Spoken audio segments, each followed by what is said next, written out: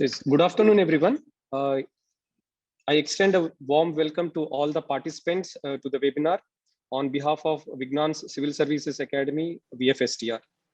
Today's topic is multiple career paths for engineers in public services, governance and administration. And today we have amongst us Sri Vinay Kumar GB, founder and director of Insights IAS Academy as a guest speaker. Before we start the discussion on today's theme, let me take a moment to introduce our guest speaker to all of you. Sri Vinay Kumar GB did his schooling from Jawahar Navodaya Vidyalaya, Chitradurga. After completing graduation in genetics, he decided to become IAS officer. While working as a Panchayat Development Officer in Mysore, he had a strong urge to impart the knowledge he had gained over the years. He resigned from his job and started his online initiative to provide the right guidance to the IAS aspirants. Today, this online initiative, www.insightsonindia.com, is India's leading website for UPSC IAS preparation. Immensely popular and most sought after, Secure Initiative and Core Batch have fetched first rank, All India first rank in the year 2016.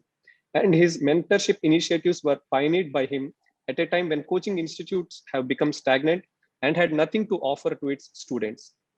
His expertise lies in giving right and honest guidance to the aspirants who have faith in him. This guidance is personalized based on individual strengths and weakness of the aspirants. His ability to mentor students without complicating the process is what differentiates him from myriad of options available to the aspirants today. Approachability, sensitivity towards students' needs, humility, and passionate hard work are some of his admirable qualities.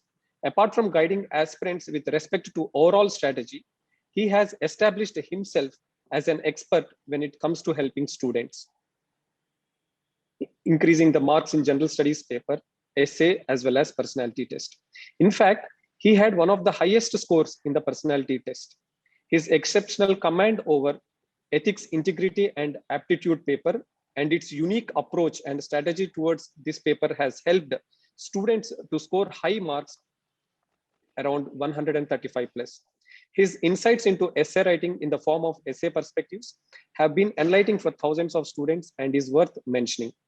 Insights IAS under the leadership of Vinay Kumar is the first in the country to have a full-time psychotherapist and certified success and mindset coach to ensure impeccable mental health to all the students.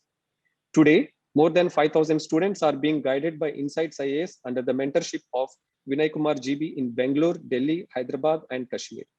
Apart from offline students, Vinay Kumar also offers mentorship and motivates lakhs of students online through his regular articles, videos, webinars, and their immensely popular website, Telegram, as well as YouTube channels. Now I request Vinay Garu to address the students and explain what opportunities young graduates have in public sector and how the students should approach towards civil services exam preparation. Sir, please. Yeah, thank you very much for the introduction. So as you already told myself, Vinay Kumar, I'm the founder of Insights IAS.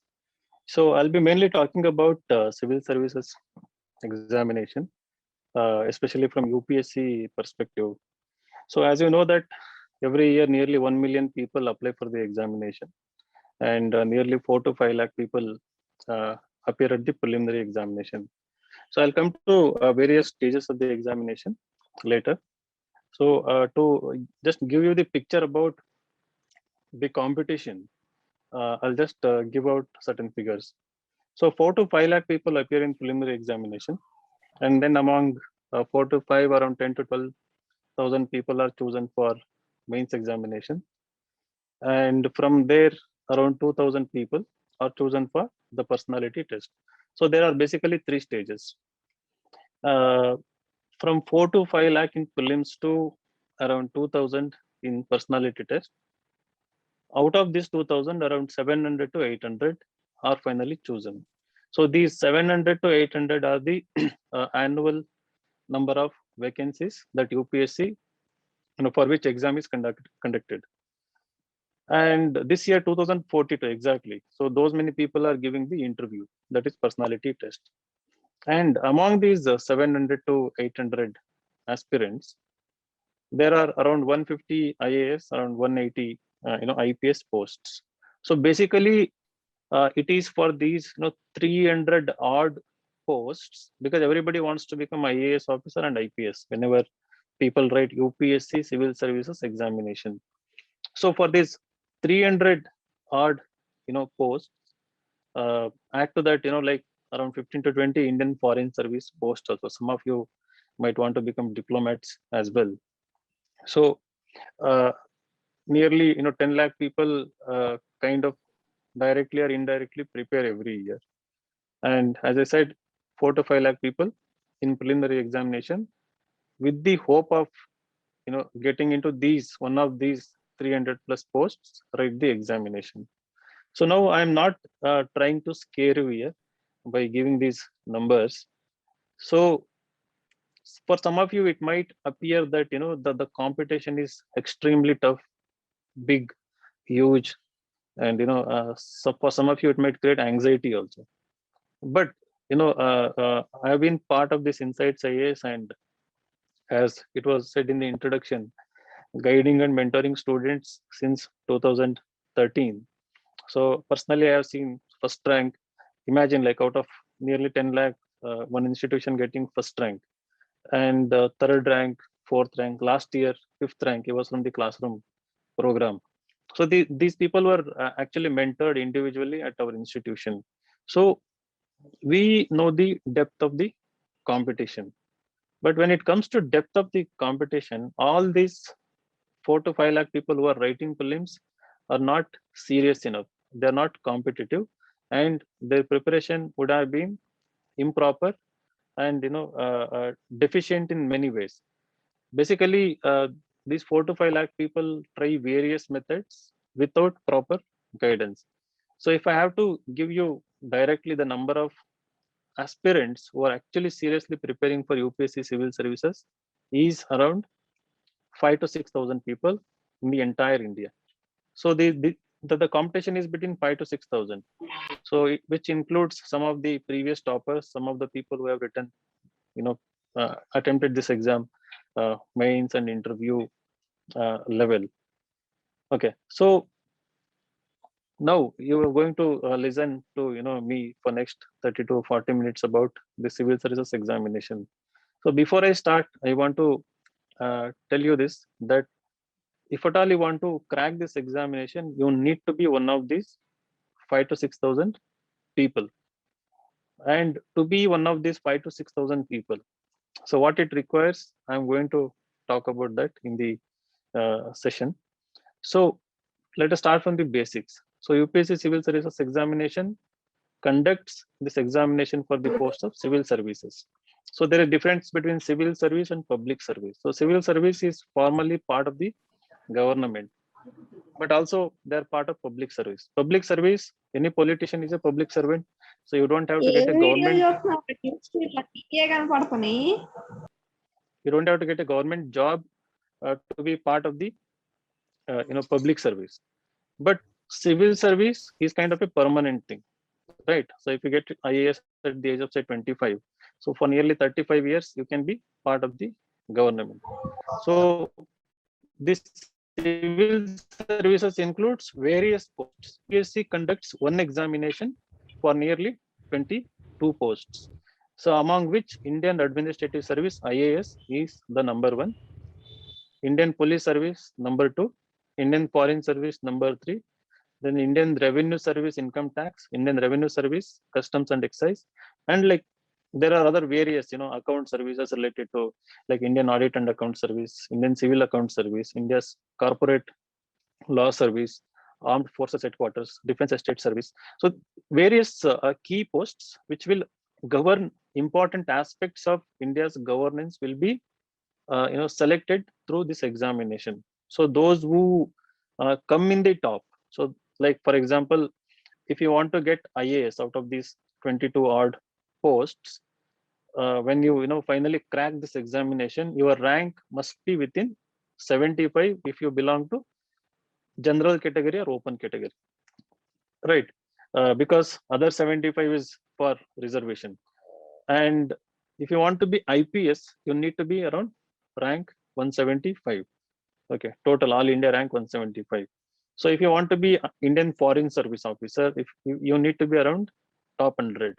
So similarly, Indian Revenue Service ends around rank 250, and the Indian Revenue Service IT is the next preferred choice after IAS, IPS, and IFS. Next comes the IRS, Customs, Excise. It keeps changing based on the tastes of the people. So if you are somebody who is dreaming about IAS, you need to get top 75 in the civil services examination, provided you are in the general category. Like if you're like SC, ST category, it can go up to till rank 500, 600, and OBC it will go till rank 300, 400.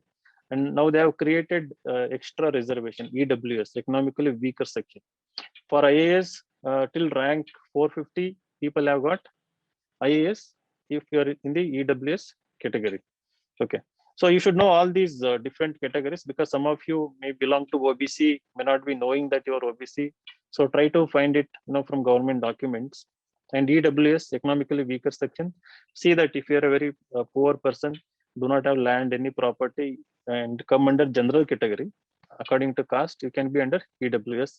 So EWS is a great way to succeed in this examination, get key post in case you are suffering from poverty.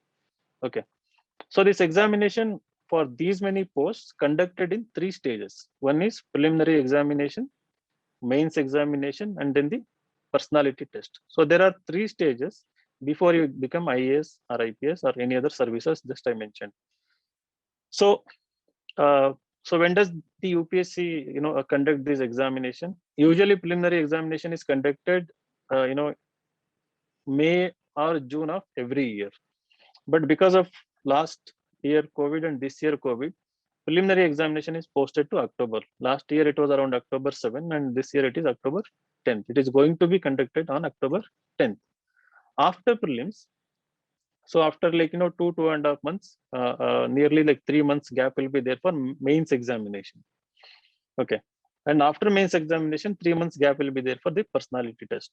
So coming to preliminary examination, there will be 2 papers. Paper 1 is called as General Studies. Paper 2 is called as CSAT. So both the papers are multiple choice questions, objective papers. CSAT paper is there only to test your aptitude, basic mathematical skills, basic English comprehension skills. So in this paper, out of 200, you have to score around 66 plus marks. So if you score 67, you will qualify the CSAT paper, but this marks will not be counted to make you eligible for the mains. So what will be counted is your score in the General Studies paper 1, so which we call a GS paper 1. So that is also for 200 marks. The cutoff varies from 95 to 110 for again general category. OBC 1 or 2 marks difference will be there. If it is 95 for the general category, 94 will be cutoff for OBC, or 93 maximum. So what you need to do is that in this general studies paper, you have to cross this cutoff to be able to write mains. As I said earlier, around 4 to 5 lakh people write. So those who cross this cutoff will be around 10,000 people. So they will be allowed to write mains examination. So what will be there in this general studies paper 1? In the general studies paper 1, it is nothing but basically what we have studied from school days plus current affairs. It starts with current affairs of national and international affairs. Secondly, history of India. There is no world history in preliminary examination. Secondly, geography of India and the world, and Indian polity, basically the constitution and how the Indian polity works. And then Indian economy and general science, social issues. So these are the broad topics upon which 200 objective questions will be there in the paper 1, right? In paper 2, 80 questions will be there. So out of 100 questions, you need to get 60 plus right, without more than 10 negatives. Now, if you want to clear the preliminary paper GS1. So each question is for 2 marks, that is 100 questions and 200 marks. So out of 200, as I repeated, as I said earlier, 95 plus or now 100 plus is the safe score to clear it. So, okay. So I hope the pattern is clear. In paper 2, 50% questions, like 50% questions are English comprehension question. They will give you a passage and you will have to read the passage and answer it. So that is to check your English comprehension proficiency skills. And then general, aptitude, basic numeracy skills, the mathematical skills will be there in another 40 questions. So people depending on, if you're an engineer, most of the people attempt this basic maths question because they would have prepared it as part of the campus placements. They would have already well versed with this CSAT paper. Coming to general studies paper 1, if somebody has the habit of or had the habit of reading their textbooks from school days and had the habit of getting to know more about general knowledge and have the habit of reading newspapers, general studies paper 1 in prelims is pretty easy, at least to prepare and at least to attempt. But again, the level of UPSC questions are deeper than all the examinations that are conducted in India when it comes to general studies. So for that, you need to not only read and make notes and revise, but also you need to apply whatever knowledge you gain in a different ways, in a multidimensional way. So what I mean is, so if there is a question on Chalukya art, so they will not focus on the personalities, or for example, I'm just giving an example. So if there is a Chalukya art question, they will not focus on personality or the places, but they will focus on the form, the futures, the influence, and what is the inspiration, what is the philosophy behind Chalukyan art example. So that may not be there in the textbooks you read, but what UPSC expects is, if you look at the word Chalukya art, so you need to be curious to learn something more about the topic. So basically, the preliminary examination you will be able to clear, especially UPSC preliminary examination, if you are a person of curiosity, something called like inquisitive. Okay. If you're a person who just relies on rote learning, doesn't apply mind, then it's very difficult to clear this examination. The same applies in mains. So, so if you score 100 plus, you will be eligible for mains. Now coming to mains, how many papers are there? In mains, 9 papers are there. Number 1, there is something called optional subject. You have to select an optional subject of your choice. If you are an engineering graduate and have done exceptionally well in your engineering, so there are like 3 to 4 subjects are there. Electrical engineering is there, mechanical is there, civil is there, and mathematics, physics are there, which are popular choices among the engineering graduates. But only if you have done these branches extremely good in your engineering days, you should go for it, because the syllabus somewhere lies between BE and MTech level. Okay, so the UPSC syllabus, the questions are really pretty tough. If you're good in mathematics, you can go for mathematics. Like before last year, I think rank 1 was mathematics from IIT Bombay. Many people with mathematics clear this examination. Physics also clear. But more than these engineering and science optionals, which are most popular are humanities subjects, such as political science, sociology, geography, history, so public administration, psychology, philosophy. These are the optional subjects. And another popular optional is literature of your language. Like Telugu literature is famous, Tamil literature, Kannada literature. You have to select one of these papers as an optional subject, for which in the mains examination there will be 2 papers, right? So if you are selecting, say, example, mechanical engineering as your optional subject, there will be paper 1 and paper 2, each for 250 marks. So that is for 500 marks. Okay, so out of 9 paper, these 2 are optional. And then comes 5 general studies papers. So 5 general studies paper includes, the number 1 is essay paper, that is also known as general studies. This essay paper is again for 250 marks. So they will give you 8 topics. You will have to write 2 essays in 3 hours. Minimum word limit per essay is 1000 to 1200 words. Next, other 4 general studies papers. The general studies paper first includes history, geography, Indian society part.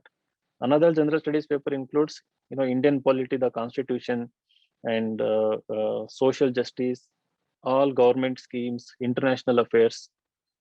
The third paper is about Indian economy, environment, science and technology, agriculture, and security issues. The last paper, ethics and integrity, which basically tries to test your, ethical aptitude, how ethical you are through a prescribed syllabus. So these are the 5 papers plus 2 optional. So it is 7 papers, and there are 2 papers which is compulsory English. So this is common for each and every person who is writing the examination. So this paper is kept to test your basic level of English. So you should know minimum English to become a civil servant. So this paper basically tests. And compulsory another paper is, it can be Telugu, Hindi, Sanskrit, Kannada, basically your mother tongue. So they want to test how good you are in your mother tongue as well. So this compulsory English and compulsory language paper basically there to test your proficiency, how fluent, how good you are in the language. Their marks will not be added. So I said 7 papers. So these 7 papers are of 250 marks each. So it comes to, like 1750 marks. So the entire mains examination is for 1750 marks. Now, out of 1750 marks, let us say if you want to get rank 1 in the UPSC civil services examination, out of 1750, you should score 900 plus marks. Plus in interview, 190 plus out of 275. The interview, the next stage is for 275 marks. Out of that, you have to score 190 plus. So if you score 900 plus in mains and 190 plus in interview, you are basically going to be rank 1 or rank 2, right? The people who have got IAS, IPS in the last year examination, their mains scores out of these 1750 is between 850 to 950, right? So plus in interview, minimum 175. So that is the level of competition. So it is extremely difficult to score even the 50% marks out of 1750, because the papers test not only your depth of knowledge, but also how well you are able to apply that knowledge to day-to-day issues, day-to-day problems. So that problem solving skills and analytical skills must be there. Okay. So once you clear mains, then you will be part of interview. The interview takes place in the UPSC building in Delhi for 275 marks. It will be for 20 to 30 minutes duration. So during that time, you will be asked questions by 5-member panel. So one of them will be UPSC member and other 4 members will be experts, taken from different fields. One can be a vice chancellor, one can be retired Indian Foreign Service or IAS officer. Another one can be from defense sector, maybe retired brigadier or higher than that. So another will be maybe sometimes it can be psychologist, or it can be a doctor, any reputed person. So these 5 people will ask on an average 5 to 6 questions each to test your personality, whether it is suitable for civil services or not. So 1750 plus 275, they will combine. Out of this, how much you are going to get will decide which rank you are going to get. So basically, so in personality test, they are not testing your knowledge component, because that is thoroughly tested in the mains part. Here they are testing your your ability to think, your ability to show integrity in terms of what you have achieved in your life and what you are saying. There should be consistency in that, and your confidence level, your respectfulness, humbleness, plus your ability to solve the problems. Okay, how quick you are in thinking, and also how good you are in communication. So for all of them, there is guidance available everywhere in India, and we are also part of that Insight Says, guiding all 3 stages of the examination. And as I said, we have got rank 1, rank 3, rank 5 from the classroom programs. In our short period of time, we have been able to do that because of focus on not the routine coaching, conventional coaching, but focusing on what it takes to clear the examination. Now coming to the question, like Okay, you know the 3 stages of the examination. Now, what it takes to clear this examination. So, assuming that you are in the first, second, third, fourth year of your graduations, what you must start doing is you must strengthen your basics. Okay, uh, first download the if you want to crack this examination, you know, I'm only talking about civil services examination of UPSC. What we suggest, if you prepare according to the syllabus of UPSC, any state service examination will be very easy for you to crack. So that I am seeing personally, because those who prepare maximum to their ability for UPSC exam easily clear, whether it is KPSC or APPSC or no Telangana Public Service Commission exam. So any like BPSC, UPPSC, Uttar Pradesh, MPPSC, MHPSC, people will be able to easily clear. But if you only target state services examination, you might end up as a sub inspector or other clerical examination. But it will be very difficult to crack the state services and forget about UPSC, irrespective of your background, where you come from, uh, uh, how much you know, what abilities you have. It is always better to dream big, and there is a syllabus available for you, and there is guidance available for you. And in this era of internet, free material for each and every topic, video, notes, texts, everything is available free in the internet. You just have to be smart to know where to find it and how to use it. So how to use it, you need to take certain guidance, maybe from seniors and coaching institutions, previous toppers. Okay, so that again, you need to be persistent in chasing people who knows it better to get the guidance from. So what it takes to clear this examination is, number one, you need to be extremely strong in your basics. So the basics come from NCERT textbooks. Class 6 to 12th, all social science textbooks, you must read at least 4 to 5 times. So if you're first year, in second year, third year, fourth year, start doing that immediately if IAS is your goal. Secondly, science textbooks, you need not read if you're already good in that. But just to clear your basics, class 6 to class 9th science textbook you can read, just to brush up your basic physics, chemistry, and biology. So this will be like for prelims. Mains, they won't ask like what is gravity and all such kind of questions. In mains, it will be application oriented questions. For example, so there was the gravitational waves, there was discovery of gravitational waves. So they might ask questions related to gravitational, how it was found, and what kind of efforts were made to find it, and why was India part of it, how India was part of finding gravitational waves, and something like that.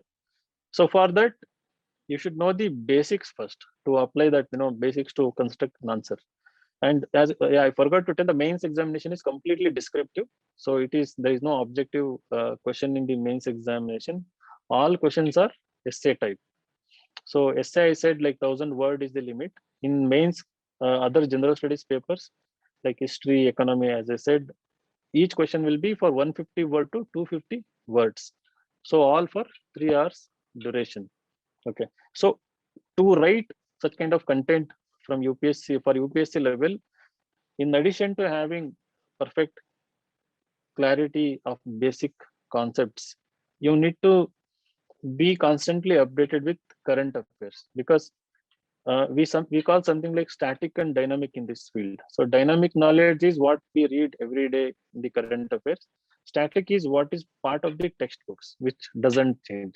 Mughal history doesn't change, right? So what was there in textbook, unless there is extraordinary research is done, that is there in the textbook. So that is the static. So you read static 4 to 5 times, thoroughly remember the content, get the conceptual clarity. While reading current affairs, you apply the static knowledge. You link the static with the current affairs. So that ability to link these two will be tested in both prelims and mains. And in mains, as I said, you need to write answers. You need to be good in writing skills. So one is knowing the basics. Second, understanding the current affairs. Third, what you must do to clear this examination is cultivate good writing skills from the beginning. So you may be now, age 18, 19, 20, 21-year old. So if you start doing it early, by age 25 or 24, you can crack this examination. It takes 2 to 3 years of preparation, but if you start early, right, it is not difficult to crack this examination. You might have been bad in education, academics in the past. You may be bad even now, but that doesn't matter. It may take 1 or 2 more years for you, right? But if the efforts are sincere, if they are persistent, you can still crack this examination. If you think that you are really poor, if not UPSC, you are definitely going to crack other government examinations. So you will be still far better than what you are today if you try to prepare from UPSC viewpoint, like till the UPSC level. So do your best. Start. You can visit our website www.insightsonindia.com. There we have given the syllabus. We have given previous year question papers. You can just take randomly previous year paper and just see. Like if not general studies paper, take the CSAT paper. So CSAT was introduced in 2011. Check 2011-12 paper. See if you can crack few of those questions just to see if you have that interest or aptitude for the examination. Now coming back to what it takes, in addition to basics, well versed with current affairs, starting with writing skills, the most important thing that is required is the personality itself. So you should enter this examination with the mindset of service rather than just job security, just social prestige. Because if the purpose is not big and kind of pure, you will never be able to sustain this journey, because this is going to take like 2 3, in some cases 4 5 years to crack this examination. And now what happens? So if you fail in prelims, you will have to wait till next year to write another preliminary examination. If you write mains and fail in mains, you will have to again start from preliminary examination. If you go till interview, fail there, again you will have to start from prelims. You will not be directly taken for next interview. So the basically it is kind of 1 year cycle. It is like trying to reach Mount Everest. Somehow if you slip, almost when you are almost near to the top, you will have to again start from the beginning. So that is very tiresome if the motivation is not strong, if the purpose is not big and good intentioned purpose. It's very difficult to again start it. So that is why I am focusing on the personality part. And moreover, you will have to cultivate good communication skills, good grasp over English, and uh, good knowledge to speak to 5 different well-educated, well-experienced individuals. That is the interview part. Interview plays very important role. Out of 275, they can give you 110 to 211 or 214 marks. So last year rank 5, his name is Jaydev. I personally guided him for interview. He scored 206. So that was the third highest interview marks for that year. So 214, 209 and 206. If you have to score 200 plus, your knowledge and personality must be very good. So you can start building that personality, not just the knowledge, trying to be humble, trying to be very good in communication. Plus I'm sure like you get so many opportunities in your campus to do that, use your library facilities, you know uh, speak in English with your professors, with your fellow students. It's okay. We I was not able to speak any English like 5 years ago, because I started this institution teaching and all. I have started speaking some English. So you will definitely learn it if you speak it again and again. And that is like pretty much explains everything. Finally, if you want to get one line answer like what it takes to crack this examination, to read basics, as I mentioned, to do everything, you need to be consistent from day one. So consistency is the key. So if you are studying for 4 hours, do it for 1 year, 2 year, you will definitely crack. But if you're taking 1 monthly, 1 week leave in between, it is not going to happen. Secondly, another keyword is guidance. because everywhere the information is available, but guidance you will not get very easily. So even if you are very capable of doing self-study, still take guidance or test series programs. So you learn the content from textbooks, but you cannot create your own questions and solve the questions. You need somebody to do that. So there are many institutions, including ours, like our prelim test series and mains test series are very popular. So you can take those questions and practice on a regular basis. Uh, so I think that is pretty much what I wanted to say as part of this webinar. So if you have any doubts, you can message. So I'll be happy to answer them. Thank you so much, Vinay sir. Yeah. I have opened the chat box for the students. So if you have any queries, you can post them, or you can even send me a WhatsApp message. I'll post the question to Vinay sir. Sir, in between, like I have a question. It's like many of our students are doing their graduation also. So how to balance between their regular academics as well as the civil services preparation? Because most of the students, they express this difficulty to balance both preparation, like they want to be consistent in the preparation as well as they want to be consistent in their academics. So what suggestion can you give, sir, how they can manage both preparation as well as their regular academics? Yeah. Yes.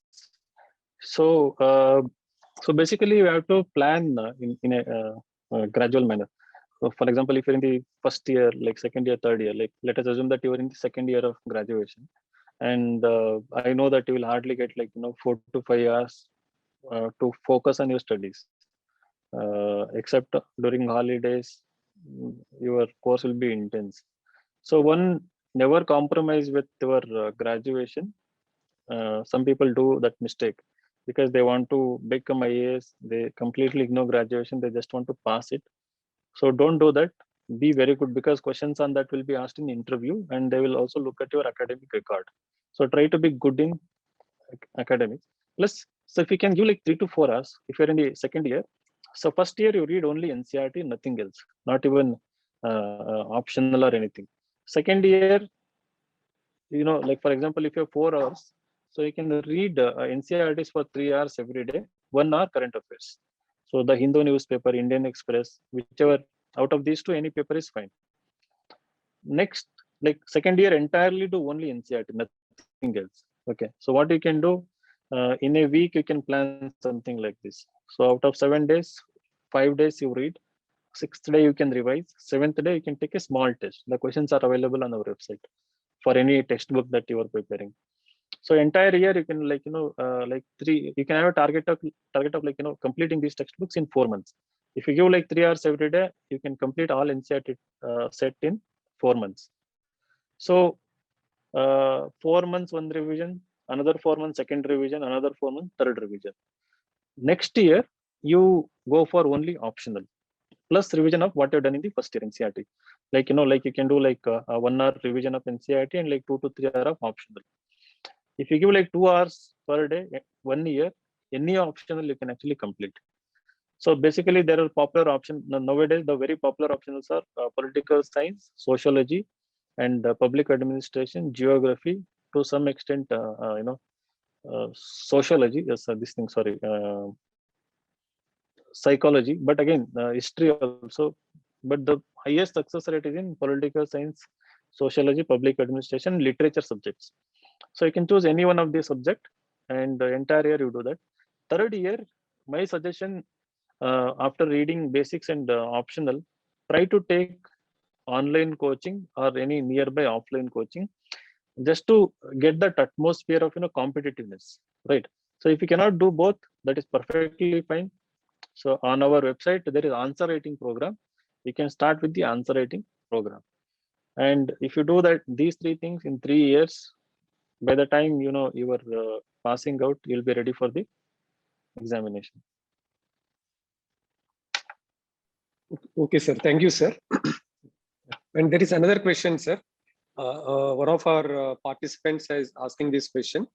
So this UPSC exam requires a high level of consistency, and we have to work hard for a very long time. then how we can be motivated all through the preparation? How we can keep, or how the Okay. students can keep themselves motivated? See, the motivation can come from various sources. For example, to quote an example from your own state, there was this topper Mutyala Raju Revu, I think in 2002, 3, 4, I don't remember. His biggest motivation was that when one of his parents were sick, there was no bridge to take them to hospital. It was like an island kind of place. So he was like gate rank one. He studied in IASC. He was, and then he got rank one in UPSC also. He was given one of the highest marks in the interview when he narrated the story like why IAS.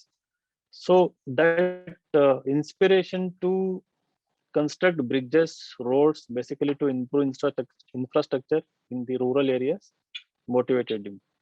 So if you have such kind of story, like reason, find the strong reason. Like we want to improve the healthcare sector because of the COVID. You might have seen so many things. Some of you might have seen personal tragedies also, right?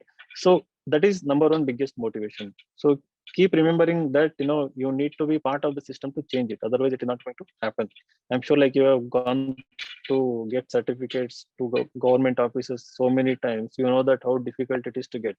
Again, that can be another motivation to speed up the things. Second motivation is as I said, so that the bigger picture, like the future of it will change everything for you, your life, your family. I mean, you will become not just celebrity, but also somebody, some role model in your community, in your village, in your district. When we got rank one Nandini KR, like in Kolar district of Karnataka, next year we saw like literally hundreds of girl children from Kolar coming and trying to get admission. Thousands of went to Delhi also. So it basically motivates a generation of students. So you can be a role model, you can be a role model for life for so many people. Thirdly, you need to focus on your focus on the fact that you can always build abilities, improve your abilities. So provided you work in the right direction, even the lack of motivation is mainly because of sometimes inferiority complex, that your scores are not good in preliminary examination, mains examination, not able to write well, good answers, something like that. So you can improve your abilities if you're consistent. Definitely you can, anybody can improve abilities. As I said, guidance is important. So believe in that. Fourthly, you should be away from distractions of social media and negative people in your life. It can be negative friends, negative relatives. Okay, so try to have a very positive atmosphere around you. That actually always motivates you. So I think I can see these four reasons as uh, to help you stay consistent. Okay, sir. Thank you, sir. And there is another question, sir. So this is also from one of our students. Sir, I am going to complete my final year next year. So when is the right time to give an attempt to for the UPSC? Is it a right choice to give after the UG as soon as I finish it, or should I wait for a few years?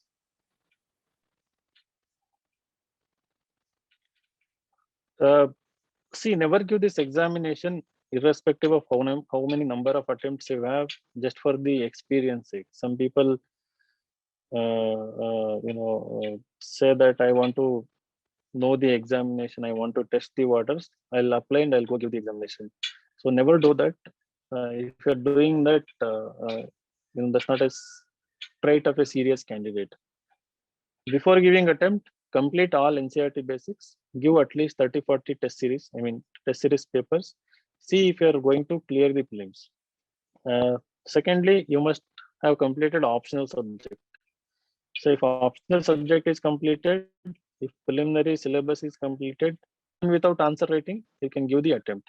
So if you haven't done these two things, never ever give the examination.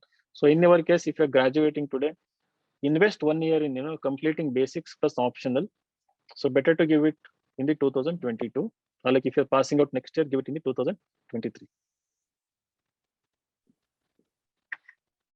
Thank you, sir. So basically, the students have to be aware that It should not be a trial and error. So you have to be completely ready. You have to be thoroughly prepared to give attempt because there are limited number of chances in the examination. Sir, another question, sir. Most of our students are from the engineering background, and they have studied mathematics in 11th and 12th. And while solving the problems, if they can solve the problems in the less number of steps, they are awarded more marks, or they are encouraged to do that. But suddenly when they are preparing for this UPSC, they have to write elaborate answers. So there is a kind of dichotomy between what they have done in the past and what they have to do now or in the future. So how can they overcome this inertia of writing the answers in a couple of lines? Correct, correct. So that is one of the major problem when it comes to both engineering graduates and medical graduates. If somebody was not part of regular, school extracurricular activities like debating, essay writing competitions, quiz competition, we see many people struggling with answer writing. So we also see a section of students who start doing it after graduating it. So how you can overcome is that I asked you to read NCERT textbooks. So the same NCERT textbooks will have questions at the end of each chapter. So you can start answering those questions, right? But no, not with the help of any external notes, external teachers, as we used to do in schools. But you reread the topic, look at the question, and start writing answers to them. So that is one level. Second is you can have a diary, or you can open a online free blog, WordPress, Blogspot, and whatever you read. For example, so what is the major issue? Like for example, if you are a football fan, there was a racial issue that England players were abused because two of the players, three of the players didn't score in the penalty. So they belong to black the races. So there was this abuse. So you can write, like 100, 200 words on the issue. Like, what is your opinion? Like, don't think of UPSC, just write it. So like that, you can choose important issues, start with these issues, and go on writing, and then start writing slowly only what is relevant to the syllabus. So even if you write like 3-4 times in a week, it hardly takes like half an hour to 1 hour. Just think about the issue. You will definitely begin with a very poor writing quality, but if you stay consistent, you will definitely improve. Thank you, sir. And many of the students are asking what are the good books to refer for this UPSC. So I think sir has already mentioned that at this point of time, reading NCRTs is more than more than enough, because you will be already engaged with your regular academic work. So it is better to start with NCRT books. So that is what the sir has also suggested. Correct. And another question, sir. How to prepare or how to make a plan for this UPSC civil services preparation? What what ingredients they should take into account while devising this strategy and the plan for this UPSC civil services preparation? Okay. So see, this exam is about when you want to clear, trying to get maximum marks in mains, and both in like prelims also. As I said, like in prelims 100 plus, in mains nearly 900 marks. So to get those kind of marks, you need to be good in every paper. So to be good in every paper, it requires consistent practice. I already said that, if you're in the second year, do NCRT. Let us assume that you're in the final year. So what you need to do is that you need to spend at least 3 to 4 months only on optional plus optional answer writing. Okay, you should be good in answer writing.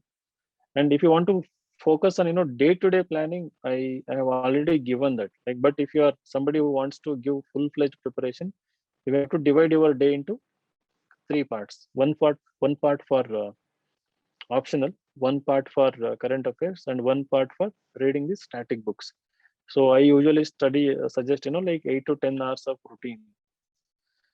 When exam is nearly 12 hours of routine. So if you are studying for 10 hours, so you can read like 3 to 4 hours optional, and 3 hours, like 2 to 3 hours current affairs, and another like 3 hours, the static thing I mentioned. So that should be your daily routine. But as I already repeated, like if you're in the first year, second year, third year engineering, dedicate entire year for basics are optional based on which year you are studying in. But the key is whatever you read, you should apply that knowledge by solving the question. But if you are just reading every day, I don't think that is going to help you. That is why I said if you are reading for 5 days in a week, sixth day you revise, and seventh day you should give a test. So at least weekly you should give a test. Okay, sir. Thank you, Yes. sir. And few students are asking, are there any good online resources? And sir has already mentioned about their websites, insights-on-india.com. So you all can refer to the website and stay in So touch we with. have all the free resources. Yeah. So on our website, like everything, every content we give is free of cost. You don't have to pay anything. And also, I forgot to mention about anthropology as optional. Even that is also popular optional. And Hyderabad is known for best guidance for anthropology. If you're interested in anthropology, you can go for that also. Okay, sir. Thank you, sir. Sharda ma'am, can you hear me? Yes, sir. Ma'am, do you want to add something, ma'am? The session was very good, very informative, very crisp and direct. So I hope that the students have taken good benefit from this interaction, and more students will be motivated to join this civil services coaching that Vignans University is offering. And I hope that some of these suggestions that are offered by our resource person, eminent resource person today, to start on time and to do the preparation consistently. And as he said, also from time to time, keep crystallizing and consolidating whatever you are studying by attempting mock tests. And of course, having a clear vision for yourself when you want to take the test and having timelines. But of course, as he rightly said, without having any distractions and swaying from your main goal, first complete your BTech with good CGPAs. And after that, as he rightly pointed out, simultaneously balancing your time and resources to see that you keep at the job of preparing for the civil services also consistently. So I must thank our resource person, Mr. Vinay, for giving us a wonderful session, very crisp and comprehensive briefing on what undergraduate students have to do in order to gear themselves up for the coming preparation for civil services. So this, since a large number of students are participating in this seminar, I hope that you all understand that for engineers, there is a very good opportunity to enter these services, given the kind of wide variety of roles you can play. Today, we are all living in a technology-driven world, and in every facet of our life, public services or private enterprises, technology is being deployed, and you people will become extremely indispensable. If you can add some more of your understanding to say understanding of humanities to your knowledge domain, I think you will all definitely do very well, and you all stand a very good chance. So I thank Mr. Vinay for giving us this wonderful session. Thank you for sparing your valuable time. We know you're very busy. We wanted to have your session very, I think, long time back. And now we finally were able to manage this session. Thank you, sir. I hope that you will continue to remain associated with us. And in future also, you would be able to spare some more time to motivate our students. Thank you very much, sir. Thank you, Begin, sir, for giving me this opportunity to speak. Thank you. Thank you so much, ma'am. Thank you, ma'am. Thank you, ma'am. Thank you, sir. Ragarav, sir.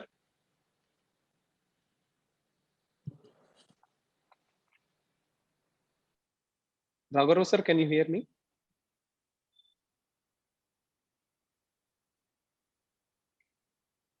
I think sir is not able to hear me. Sir, Vinay, sir, thank you so much for joining us today, despite your busy schedule. And thank you very much for giving a broad overview for our students on how to strategize their civil services preparation.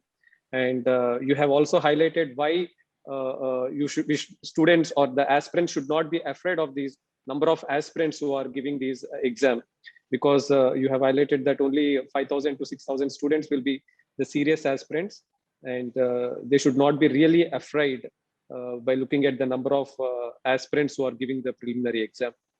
And another thing which you have highlighted is the students should have this childlike inquisitiveness or curiosity to learn about new things. And I think all the students and all the civil services aspirants who want to aspire, and not only for these civil services exams, but in general, if you want to be successful, I think each one of us should have this inquisitiveness as well as curiosity to learn many new things.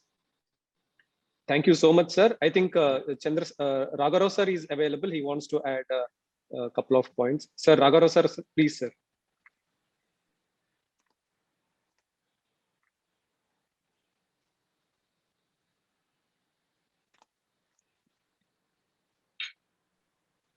Ragarao sir, can you hear me?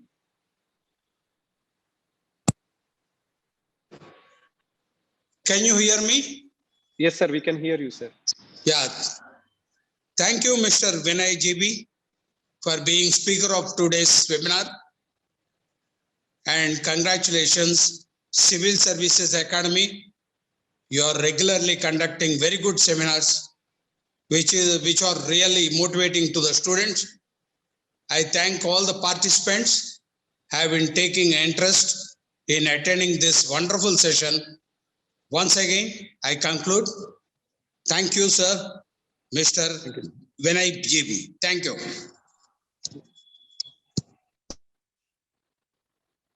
So Vinay, sir, I would like to just yes, sir. So just one last line I forgot to mention. Most of the people who clear this examination are engineers, nearly 60%.